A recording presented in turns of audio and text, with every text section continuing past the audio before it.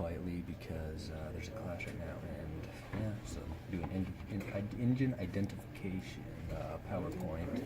So identification, like there's a tag on the engine. On this one, it's a Briggs & Stratton model. It's like for zero turn drive mowers. So you have there's this sticker right here has information on it. This one right here, and then there's more information engraved on here, like oil, filter type, and all that. So and then yeah. So then on this one, the model number is 44T6. The displacement on this specific model is 656 square centimeters. The fuel that you use in this gasoline, there's 2 cylinders in there, and the V. The weight is 84 pounds. It is 17.6 by 15.7 inches. And that's like the whole engine size, and it can hold 64 ounces of oil. And on this engine, it is 16 horsepower, which I forgot to put on there. So around 16 horsepower. That's what it puts out.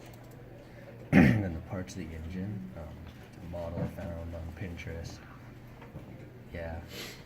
Okay, parts of an engine. The first right here, the picture's kind of bad quality, but carburetor fuel needle valve is right there. The carburetor throttle barrel right there. Carburetor assembly right there. That's the part that mixes your oil and parts gas or whatever. Yeah, I don't know what I'm talking about. Crankshaft end for right there. Yeah, crankshaft inlet port, which is what lets your gas, your air and fuel mixture in. The crankcase is like the whole case. Yeah, the whole case where the crankshaft goes. What the heck? I don't know. Crankshaft counterbalance. Right there. Yeah. Crankshaft pin. Right there. It's in place. Spark plug. Yeah, you're igniting. Thing to ignite the air fuel mixture. Cylinder head. That's the top of your cylinder head gasket. That right there. Make sure it doesn't leak and all that. Piston crown. It's on 12. Right there. Top of your piston pin. Is right. Yeah. The piston itself.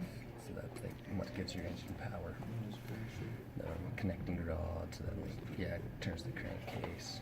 Pull start, which is yeah, that's what you use to actually start the engine. Tools and PPE, you should have leather gloves, safety goggles, or glasses to do your maintenance on any engine. Coveralls or another layer over your regular everyday clothes can help, so you don't get your clothes dirty, and then make sure your hair is tied back or keep it short to avoid getting caught in moving parts. And tools used for maintenance, it can include screwdrivers, ratchets, pliers, wrenches, and then in the part that you were working on, or fixing or replacing, or yeah. And then that's the picture of the lawnmower engine, and that's the diagram that I found. Yeah.